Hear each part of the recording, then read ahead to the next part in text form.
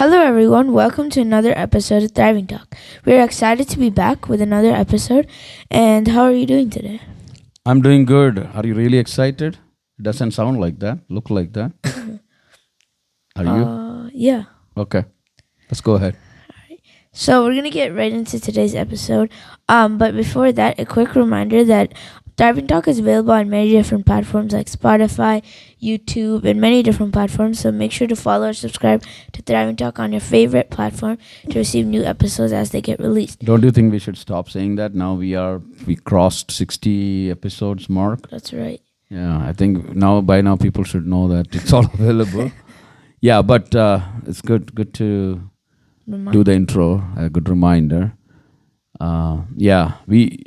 I was hoping that we will have some guest episodes in the middle, because some people approached me for.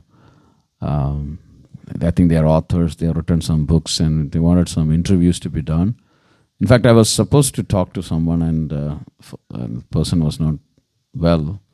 So I had to reschedule it. So hopefully in the coming weeks, I don't know, months, Episodes. yeah, there were at least 3 people who reached out asking for an interview, and 2 of them gave their books also. So I'm trying to read some of those books. But anyway, we'll get to that. Let's get to our today's topic, but just wanted to let everyone know. Yeah. So our today's topic is service. So what does service really mean? Like what does it mean when somebody has a service mentality? Yeah, I have some time. I think it is about service centers, driver's license service centers, No. church service, memorial service. Oh, no. Service actually is a spiritual discipline. And at least that's a perspective on which we are talking here. It is simply serving others. The action of helping or doing work for someone. The attitude of mastery or servitude. That's what service is all about. So, you're asking what is service, right? From a spiritual discipline standpoint, it means choosing to do something for someone else, often in secret, without expecting anything else in return. Service involves seeing a need and meeting that need without expecting thanks or any type of reciprocity, right? You're not expecting anything back. Right. And so service is a way of learning to value others and cultivate a heart of compassion. A lot of times, I've encountered this issue where people would say, "Oh, nobody appreciated me. Nobody said thanks to me. I did a lot of work. I did a lot of service." Some people get upset that, they didn't get anything in return. So service, having that mentality is not like, I gave you something and I'm expecting you to give me something. No. It's a sacrificial way of doing something, also mostly in secret. You identify a need, you see a need, you do something about that need, and then you don't expect anything in back. That way, you learn to value other people and their needs, and also you develop a heart of compassion. So there was a book written by this famous theologian who lived in Germany during those difficult times, Bonhoeffer. In his book Life Together, he talks about how we should view ministry less as a public role of leadership or spiritual status or stature, but more as a humble means to serve others in unspectacular ways. So if you serve others, you are engaging in ministry, whether you have a title or not. So don't think that you need to have a title like pastor or something to serve others. No.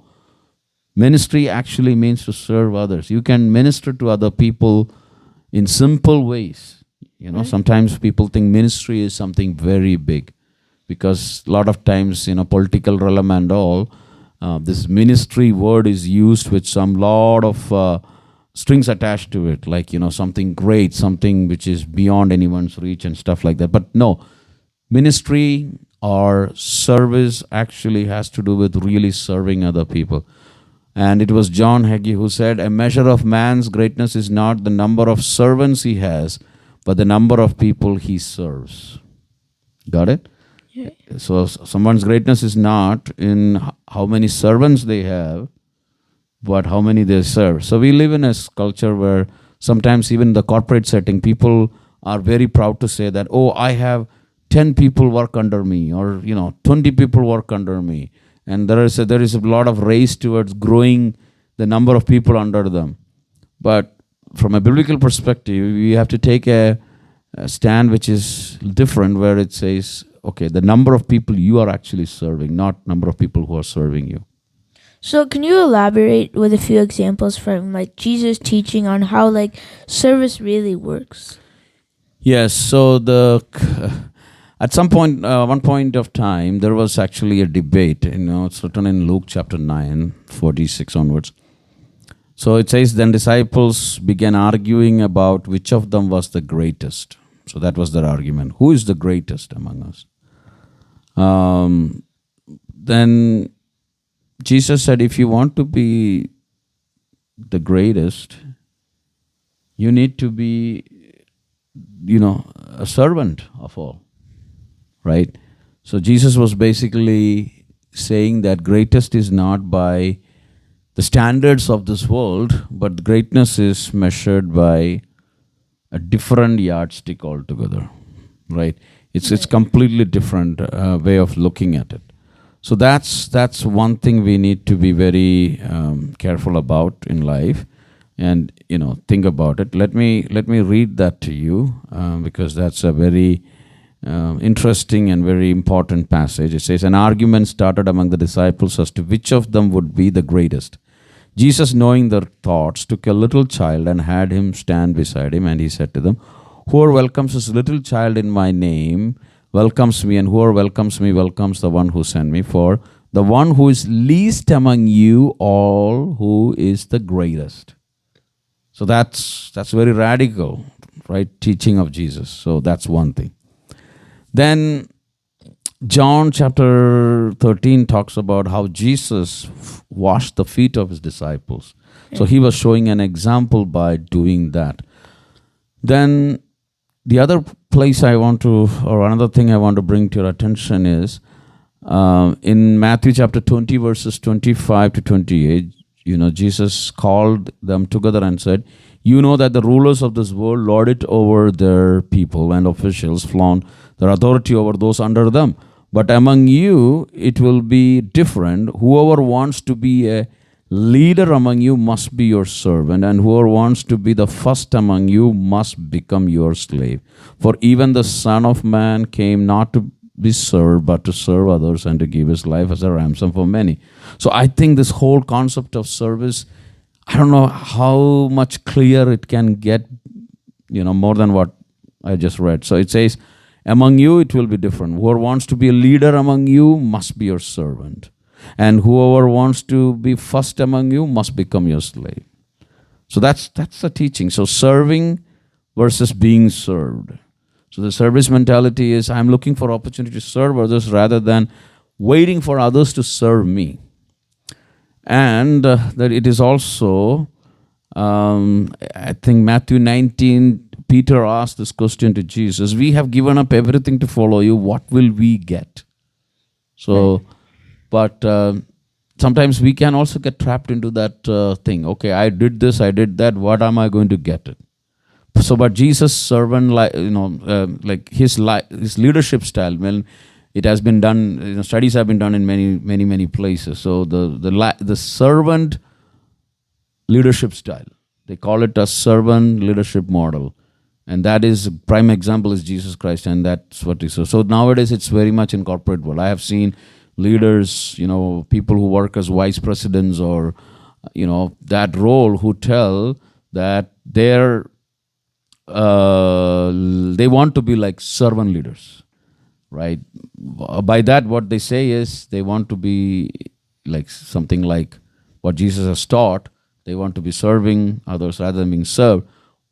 But that concept has gone up now, but Jesus already spoke about it. So there are many other things which we could say, but I think it's very clear that Jesus said, whoever wants to be the first among you must become your slave.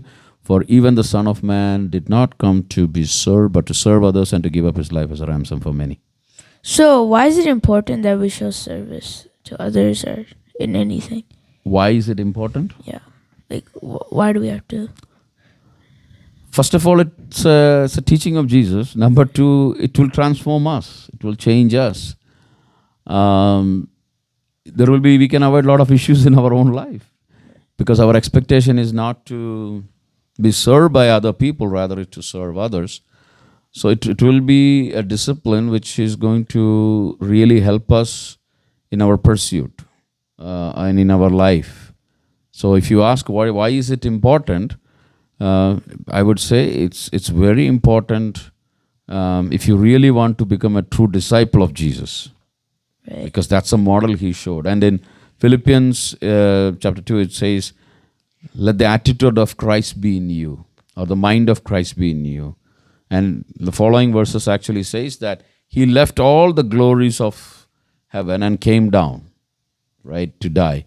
So it is very important, if you really want to be transformed and changed into the image of Jesus, as we all strive to be, and thrive in that aspect in life, then we need to be having a servant mentality. So And do service to others. So what are some practical steps to for showing service in our lives? Yeah. First of all, I would say there is always this temptation when we do something for others, we want to show it, right? Right. And social media and today's world is actually full of that. When somebody does something, it's all over the place. And but practically we should have the desire to serve secretly. When we are doing something, don't advertise it, don't show it, but do it secretly. Second thing is very important, do not expect anything in return. If you're doing something, do. Actually, Jesus told about when you are giving, let me put it in today's terminology. If you are calling somebody to give them food, dinner, lunch, Right. call those people who cannot call you back, Right. right? What does it mean? Like you're not expecting something in return. No, what does it mean is, care for people who can't afford, who are maybe lower on a financial status than you. So when he says so let's say we call somebody who will call us back, Jesus says there is no reward in that because they can call you back. Eating. So what does it mean? A lot of times I don't think people will call people who cannot call them back unless they are doing a charity work.